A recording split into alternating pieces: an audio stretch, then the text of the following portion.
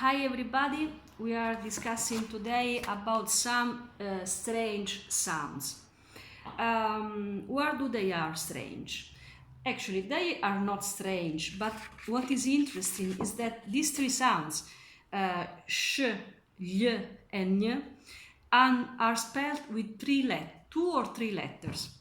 We have the sound sh, that is spelled by S plus C, followed by E or by E, I or E in English. We have the sound L that is spelled by three letters, G-L-I, and it doesn't exist in English. That's why maybe it's tricky.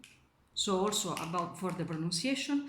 And then we have the sound N that is spelled by two letters, G-N, and you have this in your language. You have words that are written by GN, but you pronounce GN like two sounds, while we in Italian pronounce it with only one sound. So you have, for example, magnetic or recognition, but we pronounce it N. Okay, now let's go through each of them. So we have the sound sh. Here you have two examples.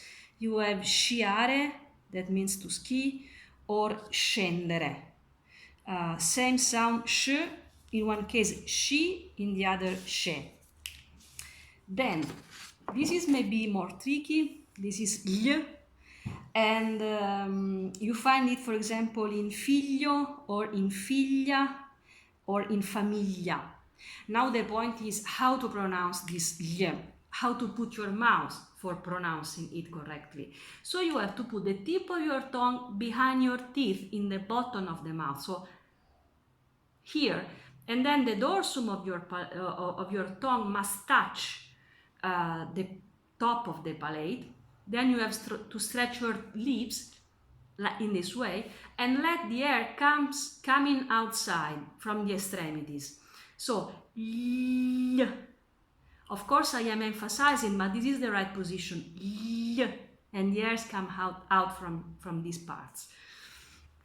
Then we have the sound n, that is similar for the position, and you find this sound, for example, in gnocco. That means that is a kind of pasta, but maybe it's nice to know that sometimes we use in Italian for saying to someone that is not so clever, let's say that. And then we have the word gnomo, and the gnomo is the fantastic man that lives in the forest and is really short. So how to pronounce the sound n? Again, put the tip of the tongue behind your teeth in the bottom of the mouth. N. The dorsum of your tongue is touching your palate, but the air does not come out from your mouth, so the passage of the air is completely blocked in your mouth, but it comes out from your nose. So n, n. Okay, you can practice in front of the mirror if you want. And the last thing that I would like to tell you is that these three sounds, y, ny, and sh, when are between two vowels, are pronounced longer. So we don't say figlio, but figlio, but we don't write this.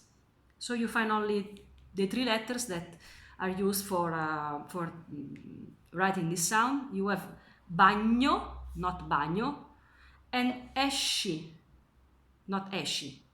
It means son, bathroom, and go out. Okay, we are finished. Bye.